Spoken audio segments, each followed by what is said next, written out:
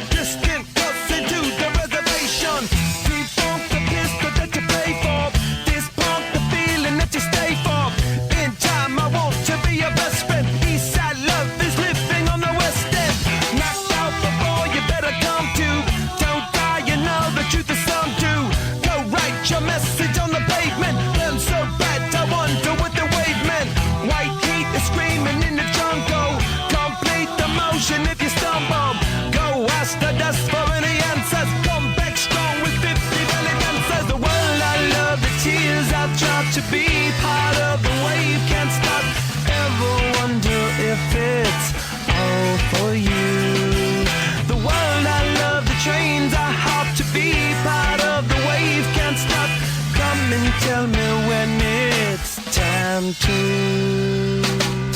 Sweetheart is bleeding. Back here on Louis Live on TLB1, our thanks to Allon Sinai from the Jerusalem Post. We're going to switch gears from basketball to football, also known as soccer, with a member of the United States national soccer team, Yael Averbuch. Yael, welcome to Louis Live on TLB1. Hi, thank you so much. You really have quite an impressive resume so far, only in your late 20s. You've done so much. I want to go back to your North Carolina days. Always, once a Tar Heel, always a Tar Heel. And you have a record in the NCAA for 105 consecutive soccer games. How were you able to pull that off? Yeah, well, I think a big thing I realized as I've gotten a little bit older out of my teenage years is that, health and taking care of your body is huge to stay on the soccer field and continue to train and get better. So I've really focused on, maintaining my health. I do a lot of things like yoga. I get a lot of sleep. I eat really healthily. So I think all of that contributed for sure to just, basically keeping me healthy and out there. All right. So you weren't caught up with the whole North Carolina party scene and, not getting your sleep and nothing like that? I waited till the off-season. Off-season to get your party out. All right. Now, the thing about North Carolina, the first thing you think about when it comes to sports is basketball. Some guy named Michael Jordan went there, James Worthy, Dean Smith as head coach, all these people. What was it like for you as a soccer player to be at a school known as, quote-unquote, a basketball school? Yeah, well, I think the sports programs at UNC in general are really strong, and there's a lot of school pride. So I think although obviously the basketball program is extremely renowned, that, bleeds into the other sports programs. So whether it's the lacrosse team, baseball team, soccer teams, there was a lot of pride, and all the athletes went and supported each other. So, often there were other athletes at our games, and we would get to go to some of the basketball games, which is really exciting, and some of the football games. So I think it was, we all supported each other, which was really awesome. And in addition to the record of the consecutive games, you also have a record in the NCAA for quickest goal scored. That was at Yale. You did it within 4 seconds? Yeah, so it was actually funny. The previous game, my coach had been yelling to me on the kickoff, shoot it. Right. And so I said, okay, I know I'm a midfielder. I'm supposed to shoot during the game. Be quiet, leave me alone. Right. And then he explained to me after, no, I meant the goalkeeper was way off her line, look to maybe shoot from the kickoff. So I said, oh, okay, I didn't even know what he was talking about at first. So, of course, the next game I looked up, and she was, a little bit off her line. So I said, why not? I'll give it a try. And, I never actually expected it would go in, but I was laughing really hard when it left my foot and sailed into the back of the net. That almost sounds like a video game. I think in a video game one time I scored in 4 seconds, but not in real life. So that's pretty impressive. Yeah, well, I didn't think it was real life either. Seemed like a dream. Okay, now, so in addition to the quickest goal scored, in addition to the record amount of games in a row, you're also the ACC Scholar Athlete for women's soccer 2007, 2008. I mean, what did that mean to you? That's a tremendous accomplishment. Yeah, so I think, I'm a very disciplined person, whether it's in soccer and schoolwork, and it all kind of runs together for me. So in everything I do in my life, I try to not procrastinate and get things done in the best way I can. So when it came to training for soccer school, I approached it all the same way. So it meant a lot to me to not only work hard out there on the field, but also in the classroom. Now, there was an interesting, incident. I know how you'd say this happened about a week ago, but in Northwestern, they've asked for players to be part of a union. They're saying that college athletes are quote-unquote employees because they're paid through scholarship. They deserve union benefits. It seems like one step closer to athletes in college getting paid. And I obviously, as a college athlete yourself back in Carolina, what are your thoughts on that matter? Should college athletes get paid in real money, or is the scholarship enough? What are your thoughts on that? I think this is a tough debate, and I can kind of see both sides of it. In my opinion, as an athlete on a scholarship, you're getting the opportunity to attend a university and get your education paid for. And for me, an education is worth not only the money you would spend to go to that college, but the potential jobs and future employment that education will afford you. So I think that, and I'm looking at it from the perspective of a soccer player, which is not up there with, some of the sports in colleges, like the basketball and football programs, are bringing in tons and tons of money. So I guess my perspective is a little different. But, as a student athlete, I think you're making the decision to attend the university as a student, and that is paid for. So I think the system works the way it's been, but I can also understand the other side of the argument. All right, speaking with Yael Averbuch here on Louis Live on TLV1. Back in 2007, you were honored at the Jewish Sports Hall of Fame, and if my math serves me right, you were 20 years old. So that's a pretty good honor at 20. I mean, what did you think when you got that phone call that you were getting honored at the Sports Hall of Fame at the age of 20? You know what, to be honest, when I first learned about it, I don't know if I quite understood the depth of what was happening. But then when I went to the induction ceremony and I got the opportunity to speak there and to hear a little bit about the history of who else had been inducted and hear the others speak at the ceremony, it really hit me, how proud of a moment that was for me and how important it is to not only be recognized in the soccer community, but also in the Jewish community, which, has become more and more a part of my life as I've gotten a little older and begun to understand more of my roots.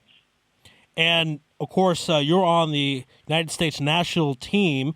And are you the only Jewish member? And if so, do the other players talk about Judaism with you or Jewish holidays? Is that something that comes up in conversation?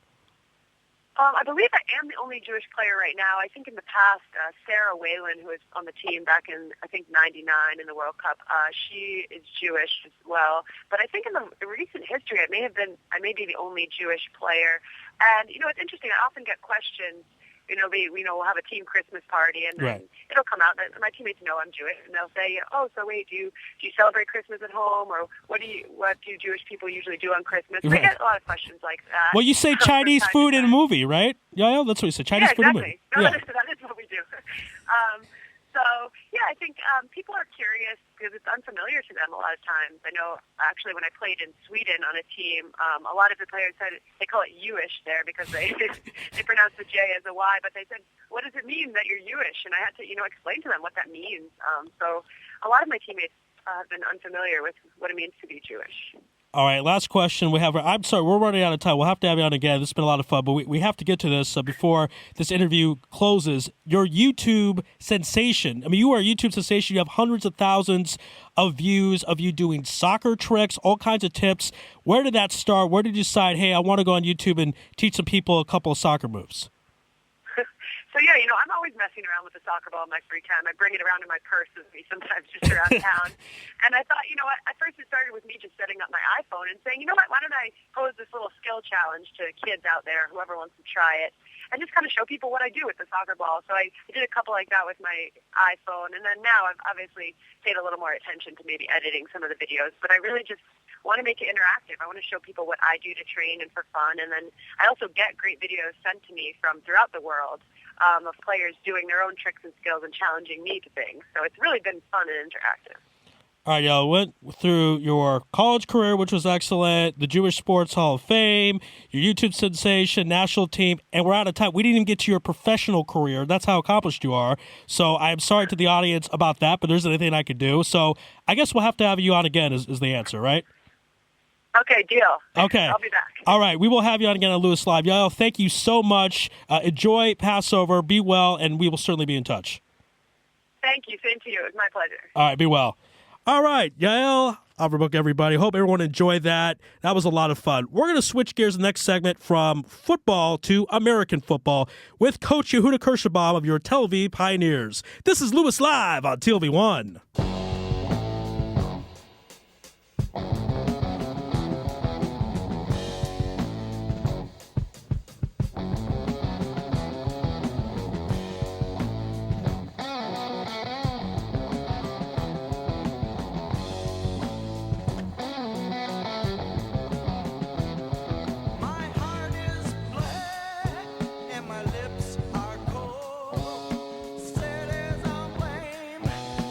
Rock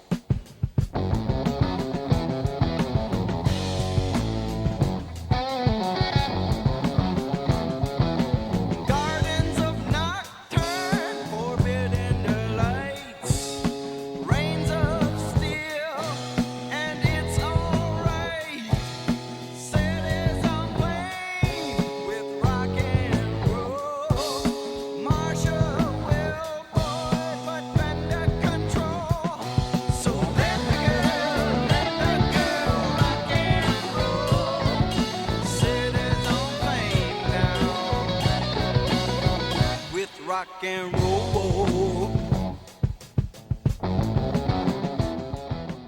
Back here at Louis Live on TLV1. Just got done speaking with Yael Averbuch. We're going to switch gears again from football to American football with the head coach of the Tel Aviv Pioneers, Coach Yehuda Kirschenbaum. Coach, welcome back to Louis Live on TLV1.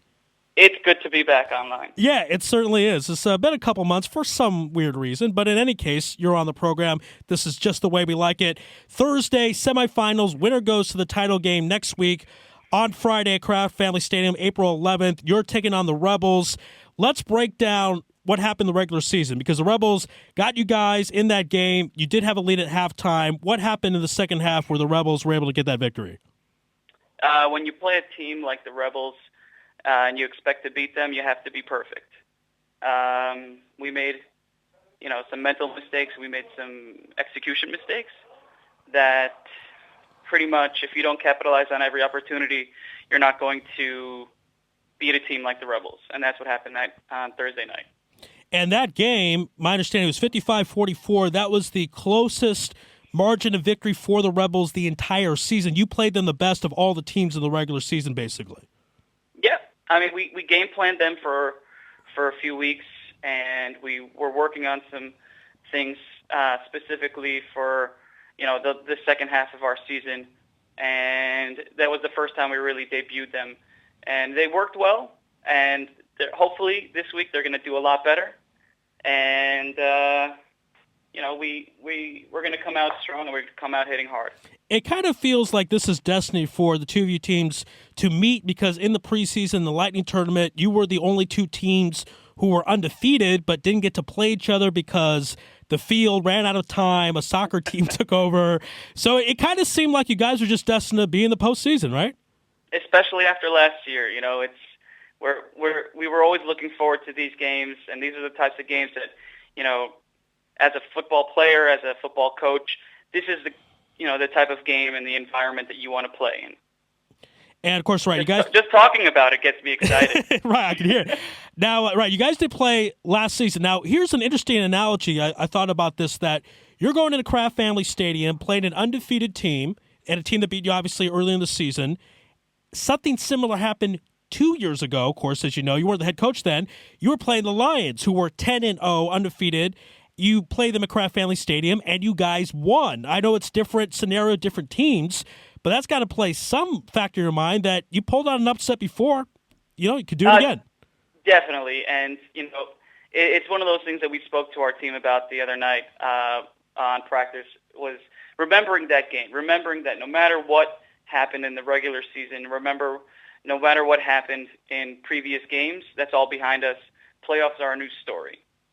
All right, and speaking of that also, has there been any additions to your team that you feel like will give you an advantage going into Thursday's game that you didn't have in the regular season? Going into this game, we're not getting any new players as it's past the roster limit, but we're going to have our full squad. It's something that we didn't have on Thursday night. We were very limited after our running back got injured after the first drive, and we're going to hope to eat the clock up a little bit, just open up our game plan a little bit using all the weapons that we have now available for this game. All right, and we talked, of course, obviously you guys have a lot of weapons, so do the Rebels, and Johnny Marticius is back, IFL legend. I believe he was not in the regular season, but he's going to be there. Have you guys talked about that at all in game planning and practicing for the Rebels? Well, we were expecting to see him a little bit in the Thursday night game, and I think he was on the field for a little bit. I don't really pay attention as much during games at the defensive side of the ball because I focus more on offense with Itai Ashkenazi helping me out. Sure. But I did notice he was on the field. We wanted to see how he was going to be integrated into the offense, and I'm sure there are going to be a few more tricks up the sleeves with Farkas and Marticius and Eastman. Some of them getting the ball, one of them getting the ball, all three of them standing back there in shotgun or something. Who knows? But we're definitely game planning for all the personnel that they have and on their roster. And I was thinking this is a game that features two of, I guess, quote-unquote, historic teams in the IFL. Not that the IFL's been around that long, but the Pioneers have won a championship, played in a title game. This would be your third title game in about 7 years. The Rebels, if they make it, it would be their third title game in about 5 years or so. This is definitely a game that people want to come out and see if they can, correct? Oh, definitely. I mean, we had a nice turnout at our game on Friday, which is, it's not normal for us, but we really pushed it hard, and it makes a lot of difference to have fans cheering for us. And I remember in our championship game against the Sabres a few years ago, we had a very good turnout, and we feed off of the energy that the stands give off. And are you expecting a lot of people to travel for the semifinals on Thursday? I definitely have heard of a bunch of commitments from our loyal fans, and I was actually surprised the last Thursday game that we played against them that there weren't more Jerusalem fans, but I think that's because it was a doubleheader, it was a late night. But this is the prime time. This is the game that everyone's going to come out for, and we're excited to give everybody a good show. Yeah, it's certainly going to be a lot of fun. Winner goes to the title game on Friday. Game that will be on Sport 5. What would obviously it's cliche to ask, but what would it mean to you to get this win, this big upset win? Everyone has already given the Rebels the trophy. For you guys to win and play in the title game, just what would that mean to you? It's just another step to the goal that we had from the beginning of the year. As a first-year coach, it's getting to the finals is a big achievement, and but it's not what we're looking for. We're looking for the championship. All right, I like that. So if you guys beat the Rebels, you won't look at, hey, okay, we can relax now. You're like, no, this is just another step to get in the Ofri Becker Trophy. Exactly. All right. Coach Kirschenbaum, you've been on my program throughout the season. Always appreciate it. Appreciate the support, the loyalty, and hope to see you on Thursday. Hope to be at the game no matter people don't like it or do like it. I hope to be there. I hope you guys get the W, and we will be in touch. Thank you so much, Coach. Excellent. Thanks a lot. Bye. Be well. Coach Yehuda Kirschenbaum, everyone, of your Tel Aviv Pioneers. They'll play the semifinals this Thursday, 8:30 p.m. at Kraft Family Stadium. Quick break on the other side. UFC fighter Noah Lahat. This is Louis Live on TLV1.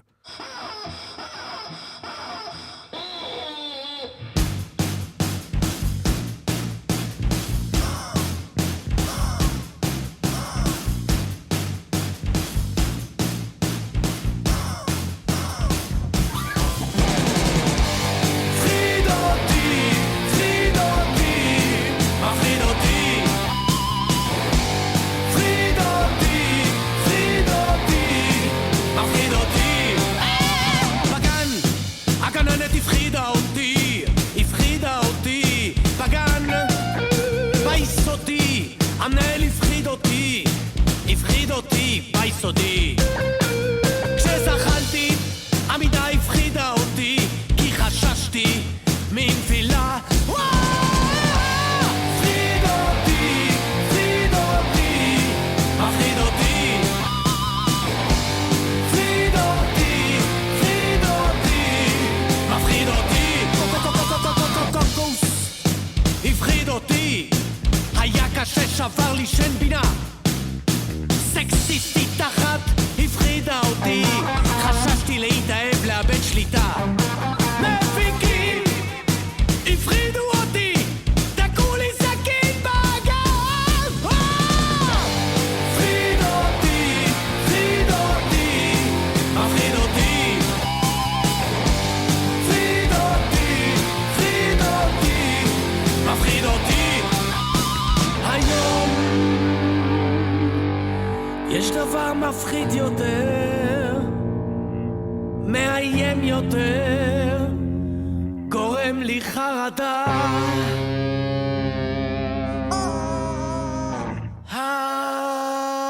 היום רק אני מפחיד אותי.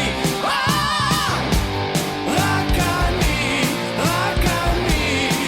מפחיד אותי.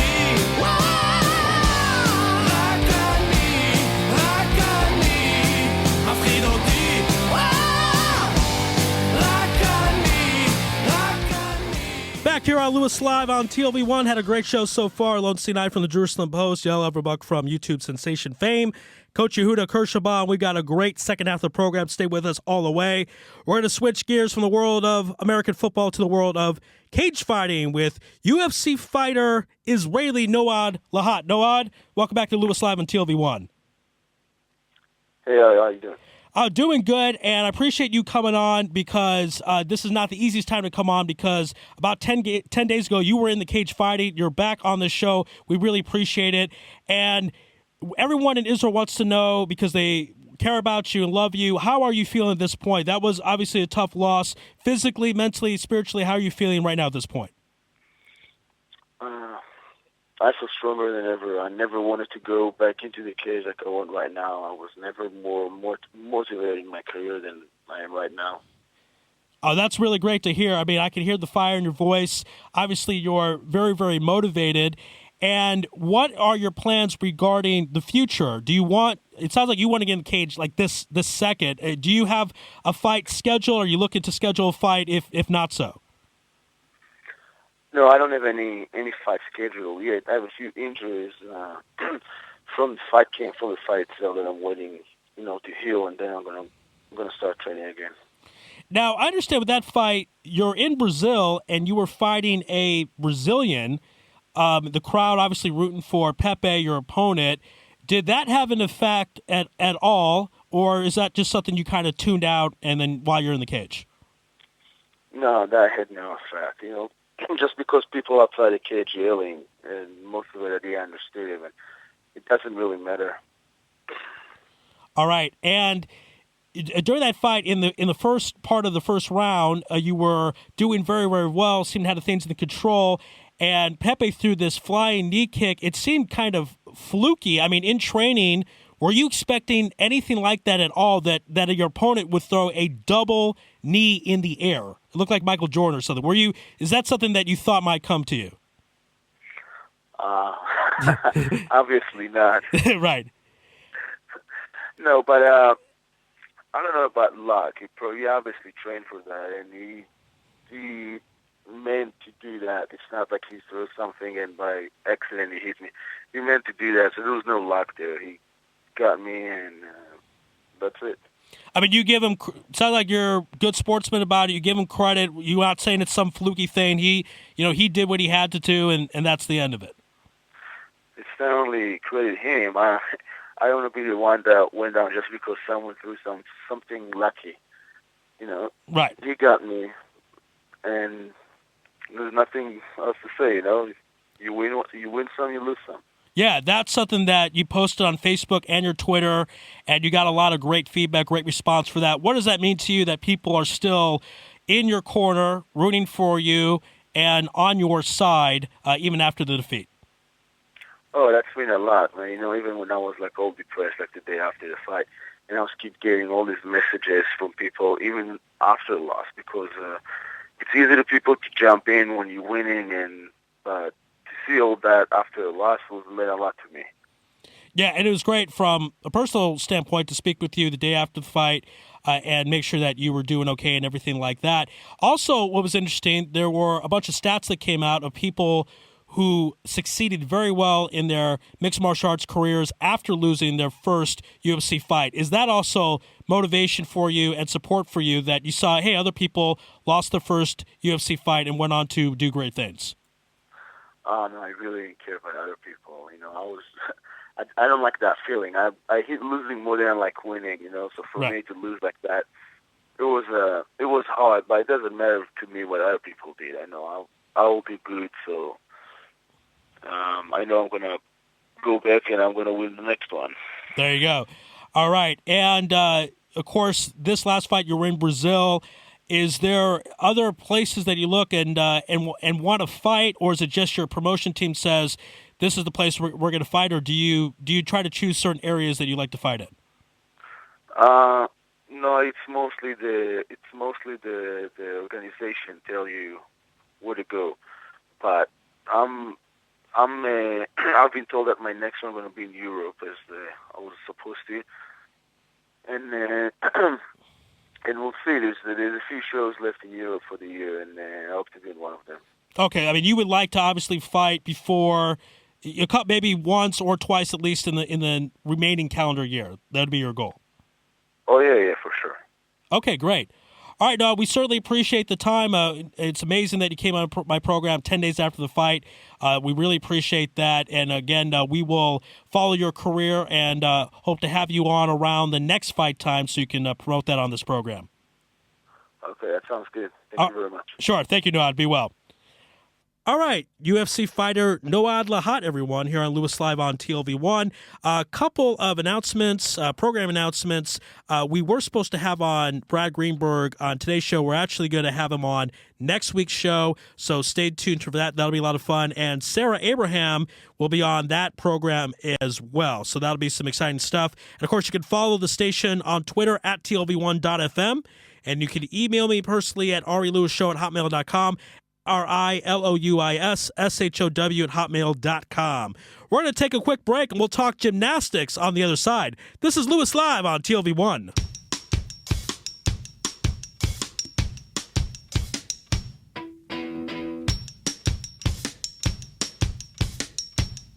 You gotta keep them separated.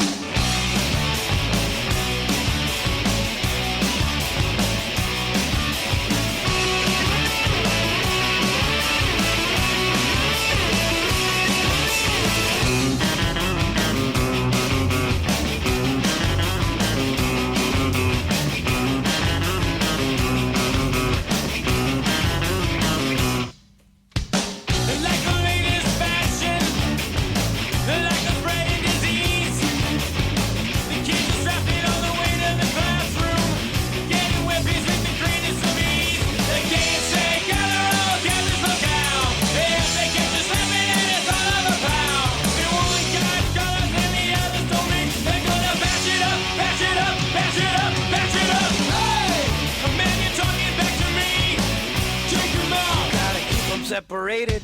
Hey! The man you disrespecting me. Take him out. You gotta keep them separated. Hey! Don't pay no mind.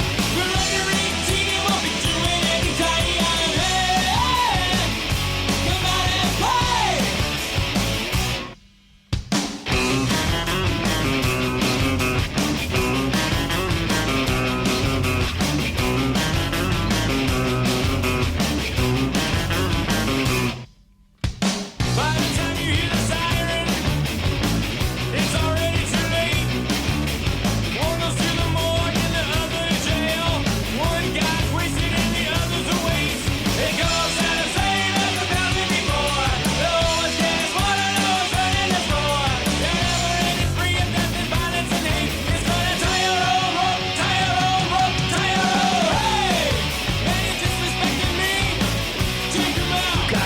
Separated. Hey!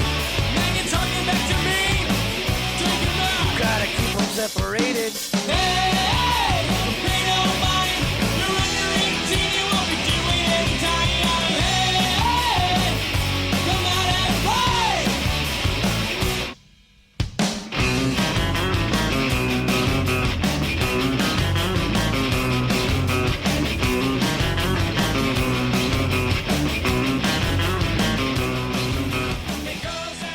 All right. I love the song. Of course, all my music on these programs is provided by Tomer Gershman. Does a great job for all my shows. Of course, producing with me tonight is Udi. Always love his work. All the producers I love. So thank you to everyone for helping out and everyone for listening. We're going to switch gears from the world of cage fighting to the world of gymnastics with a very special person. He's the president of the Men's Technical Committee at the European Union of Gymnastics. Please give a warm Louis Live welcome to Jacky Wishnia. Jacky, how you doing out there? I'm okay. Thank you very much. Sure. Pleasure to have you on. Very exciting news I want to have you on the program to talk about. I understand that Allon will host the 2016 Artistic Gymnastics. Tell us, what is artistic gymnastics? No. Actually, rhythmic gymnastics. Okay. Gymnastics is men and women in different equipment, but rhythmic gymnastics is another sport. Okay, so this is a special tournament in 2016. What does that mean? Are there going to be the top athletes, top gymnastics competing in this tournament? Yeah, listen, in rhythmic gymnastics, the majority very high level of gymnasts. The girls are coming from Europe. I will say more than 90% from Europe, all the ex-Russia countries, and actually USA, Canada, China, Japan, they are weak in Rhythmic gymnastics. So Holon and Israel will host the 2016 European Championship, more than 35 countries from all over the Europe, and this is the very, very high level, the best gymnast in the world. 35 countries all over the world, and it's interesting because this is 2016. There has to be this much planning in advance for this type of tournament. It's 2 years from now. Yeah, actually it will be the first time ever Israel in gymnastics host a European championship. Till now we didn't have any possibility to host such a great and a big competition because of the lack of we didn't have a very good and a big enough hall and arena, because it's in gymnastics you have to have a very big podium also. So actually at the end of this year will be finished a special hall that was built in Holon, in the city of Holon, for 5,300 spectators, and with all the special specification to host European Championship in many sports. But it's the first time that we apply, because we have now where to do. We apply to have the European Championship. This decision was done in Switzerland 3 months ago in the special meeting of the European Union of Gymnastics that I'm a part of it, and there was a draw but concurrent also with us was Bulgaria, and we win 17-10. So we will host this championship, and of course it's a lot of work, and you must have all the preparation really 2 years prior 2 years. It's necessary. Wow. All right. So this is a huge tournament, a huge break for Israel, be a huge sporting event. And what I find interesting is you take a look at FIFA. They want to try to stop Israel from being part of the World Cup. Here, there are European countries supporting Israel. Why is there a much better relationship in the world of gymnastics than other sports with Europe and Israel? Yeah, I would say that also my position, I'm now the president of the European Technical Committee in Europe. It was not easy to achieve because every time everybody said, but Israel is not exactly Europe, but we are a part of Europe. We have excellent relationship many years in Europe with many federations, and it's so many years and good relationship. So in gymnastics, we feel like a family. So all the family of gymnastics in Europe really love us and appreciate our achievement. We have also good results in the last years. So it was obvious, natural that they will support us as they support me 3 months ago. Now they support also Israel and Holon to host this European Championship. And by the way, this European Championship will be around 600 or 700 participants, including journalists and head of delegation and coaches and judges and gymnasts. It's a huge number of tourists to come to Israel. Wow, incredible. Again, we're speaking with the president of the Men's Technical Committee, the European Union of Gymnastics. Now, also what's interesting was last Shabbat, I believe there was in Cologne Grand Prix 2014 competition. Tell us a bit about that. Yeah, we, as I told you, we have a good relationship with all the family of rhythmic gymnastics, especially, and gymnastics at all. So actually, we host Holon, host a Grand Prix tournament. This tournament is in 8 cities during the year, in the 8 different cities in the world. One of them is Holon for 12 last traditional in Holon also. So many times, all the times came to us all the best gymnasts in the world took part in this tournament, because we, Israel hosts a very warm atmosphere and with all the heart, and everybody liked to come here. So last Shabbat we had our actually last Grand Prix tournament in the old, very small hall, and next year will be, as a preparation for the European Championship, we will do it in the new hall. But this Shabbat was also a big competition. We had 26 countries was here. Most of them already left yesterday, some of them today. After the competition, they have also sighting to Dead Sea and Jerusalem. We give them a good time. That's why they come here. The competition was also very high level, as I told you, with all the best gymnasts in the world, and was really very successful. All right, last question I'll have for you. The Mayor Cholon, Moti Sasson, presented you with a very special award. Tell us a bit about that, because that's always great when a mayor presents you with something, so tell us a bit about it. My award, you mean? Yes, your award, yes. Yeah, I received, I think, I don't remember, 3 or 4 years ago, a special award from the city of Allon as a very honored person in the sport in Allon, because all my achievement. I was many years head coach for men's gymnastics, artistic gymnastics team, national team, and I also I had many champions that grew from my city, Allon. And all the 12 years I managed the Grand Prix competition as technical director. So that's it. That's why. All right. Well, that sounds like a good reason. All right, Jacky, we really appreciate the time. Congratulations on the huge success in the tournament 2016. We will certainly be in touch to keep our audience posted on it. Thank you so much. Thank you, and bye-bye. All right. Be well. That was Jacky Wishnia here on Louis Live on TLV1. We'll take a quick break. We'll talk about the Sarachek tournament. That's the most important basketball tournament among Jewish high school kids. You'll find out why on the other side. This is Louis Live on TLV1.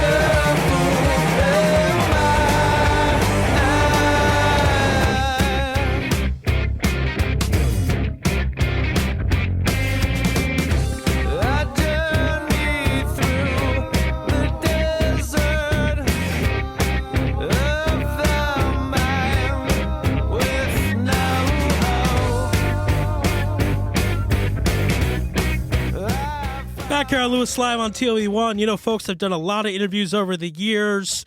Rarely do I interview two people at the same time. That's what we're going to try to attempt right now, because it's very important. We talk about the Red Sarachek tournament will be occurring at Yeshiva University. On the line right now to discuss that, first Matthew Schwartz, then we'll go to Shlomo Weisberg. Matthew, are you with us? I am with you. Hi, all right. How are you? All right. And your title is you're head of admissions at YU, correct? I'm one of the assistant heads. I'm an assistant director of undergraduate admissions. Okay. So you're certainly a man we could talk to about this. Now, I'll put it briefly to our audience out there. I went to this tournament 7 years ago in Washington Heights, and it was insane. I've really never seen anything like that. It is total chaos. Everyone is really, really into this tournament. Tell us a bit about why that is and also the origins of the Red Sarachek tournament. Absolutely, absolutely. Well, certainly the Red Sarachek basketball tournament is a highlight for YU. Hundreds of student athletes from across the country, from across Canada, visit each year to participate in this basketball competition for Jewish high schools. This year we had 20 schools from across the country with many of their fans and almost entire schools coming to cheer them on. It's live, it's lively, it's exciting, it's electric. The gym is packed at maximum capacity. It's an exciting time at Yeshiva University. And I understand, at least when I saw it 7 years ago, I mean, there's some powerhouses. There are teams that are expected to be the favorite, expected to win. Ida Crown's up there. Tell us about some of the powerhouse schools that will hopefully do pretty well in the tournament. Well, the tournament just finished yesterday, actually. It went from last Thursday until this past Monday. Some of the top teams were EULA. Every year they bring in a really top-notch team. This year, North Shore, who went undefeated in the Yeshiva League and won the championship in the Yeshiva League, was seeded number 2. Unfortunately, lost first round. EULA actually went all the way and took the championship in Tier 1 this year. Okay, so is there a little bit of March Madness where you had some upsets happen? We like to call this the Jewish March Madness, even though we can't compare the upsets to Stanford and Wichita losing Right. first round. We're talking about some big upsets. North Shore, number 2 seed, lost first round, as did Yavne, which was seeded 4. Those were incredible games. Frisch really proved themselves. They made it to the championship this year. We saw a lot of exciting games, a lot of close calls, a lot of nail biter games, if you will, till the very end.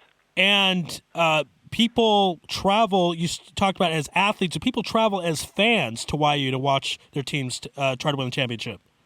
Exactly. It's always so impressive how schools come out to show their support for their teammates, for their schoolmates, for their teams. EULA, every year they manage to bring in almost their entire school. The bleachers are filled with yellow and black colors. Frisch, behind them had entire school of red. MTA, of course, MTA is just down the block. They managed to bring their entire school. So literally, I would say thousands of students came in and out of the Yeshiva University basketball gym over this weekend. And EULA, of course, for those who don't know, that is L.A., so that's all the way across the country to travel and make this trip. Now, is there expectations from some of the players, hey, that guy, that's a Division I guy, or that guy will play for YU? Is there any prospect looking on at this tournament? Yeah, certainly, our coach, is constantly surveying the players that are playing. We hope that many of the top players will come play for Yeshiva University. That's always a hope, and if not play for Yeshiva University, at least come and attend Yeshiva University as a student, because even though we have 14 NCAA sports team at Yeshiva University, our bread and butter is our academics, so we hope that at least they'll consider studying here, as we are a top 50 university in the United States. All right, Matthew, thank you so much for your time. I want to go to Shlomo now, give him some time before we end this segment. So we'll hopefully have the phone pass over to Shlomo. Shlomo, can you hear us? Unfortunately, Shlomo cannot hear you. He's not in this office currently. Okay. All right, no problem. By his cell phone, if possible. Okay, it's live radio. We'll just we'll stick with you, Matthew. I'm sorry to Shlomo, but that we'll have to have another time. Now, tell us why the tournament is called the Red Sarachek Tournament. Sure. Well, first of all, we'll go back a number of years. Red Sarachek, Bernard Sarachek, was a coach for Yeshiva University from 1940 until 1969. He was an extremely influential coach, not just for Yeshiva basketball, but for all of modern basketball. Famous coaches such as Red Holtzman and Lou Carnesecca, all were mentored by Red Sarachek. So he wasn't only influential with Yeshiva ball, with Jewish basketball, but with all of modern basketball. So he was a coach from 1940 to 1969 at Yeshiva University. The current coach, John Halpert, who coached Yeshiva for 42 years, sure. It was his vision that in, I think, 1992, decided that we should host a prestigious high school basketball competition for high schools across the country. And what that did, and it was named after Red Sarachek, of course, but what that did was it really brought together students from across the country who are all like-minded, similar-minded, all have similar interests in Jewish basketball, and it brings them together year after year. And the highlight of the tournament, I would say, is the Shabbat experience when these rivalries, put the game aside and they can sit down at a Shabbat meal and have a conversation. And oftentimes, these are the students who will go to Israel together and come back to Yeshiva University to study. Yeah, when I was there again 7 years ago, it was very funny to see these guys playing such a heated, contested game with all these people looking on. And as soon as the game was over, they were at the local pizza place. I mean, because these are 16-year-old kids at the end of the day. These are not professional athletes. Exactly. So while they're big-time rivalries, we're talking about ULA MTA rivalries on the court, these guys become friends later on down the road. They meet each other in Yeshiva again. They come back to Yeshiva University, end up being each other's roommates, and they learn to put the rivalry on the side and focus on what's really important in life. All right, and last question I have for you, Matthew. Sure. Talk about Coach Halpern, because I've had him on this program. He is really quite a character. He really kind of says it how it is. He says what he thinks. What's been your experience with Coach Halpern? As you mentioned, the longest, he's 42-year coach. He's coached 42 years at YU. He's the longest tenured coach in New York City's history of basketball. What has been your experience with Coach Halpern? Same. I've only had positive experiences with Coach Halpern. He is an amazing individual, an amazing coach, a legendary coach. I did not play basketball here myself, but Shlomo Weisberg did, and unfortunately he's not here right now. But based on conversations I've had with the players, and I've heard many of them speak, he's not only a coach, but he's a mentor, a teacher, and really a great friend. He's really changed students' lives here at Yeshiva University. What's most impressive was his vision. That 23 years ago, he thought about this high school basketball tournament. Today, it grew to 20 teams from across the country. The games are now broadcasted live with announcers from Max Live. He really had a tremendous impact on Yeshiva University and the entire game of basketball in the Jewish world at large. All right, and to Shlomo, if he's listening, we will have you on next week because we definitely want to have you on and get some perspective from a YU player. All right, Matthew, thank you so much for your time here on Louis Live on TLV1. Thank you for having me. Yes, enjoy your Passover. All the best to you and your family. To you as well.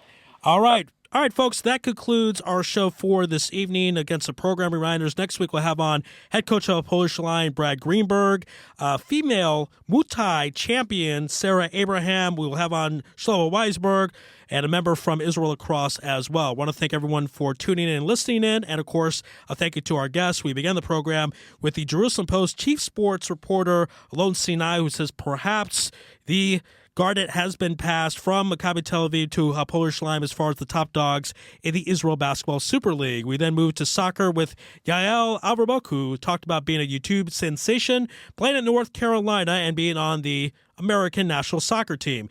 Then switched to American football with Coach Yehuda Kirschenbaum, who is looking to make the upset of upsets, beat the Judean Rebels on Thursday and advance to the title game. Good luck to Coach on that. We then talked with UFC fighter Noad Lahat, who was not prepared for a double flying knee kick to his face and lost his first UFC fight, but wants to get back in the cage as soon as possible.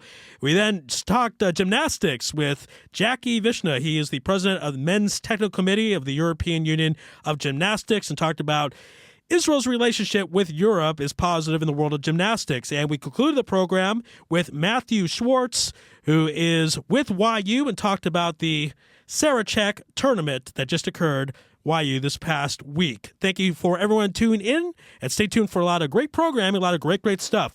But that's it for tonight. God bless, and good night.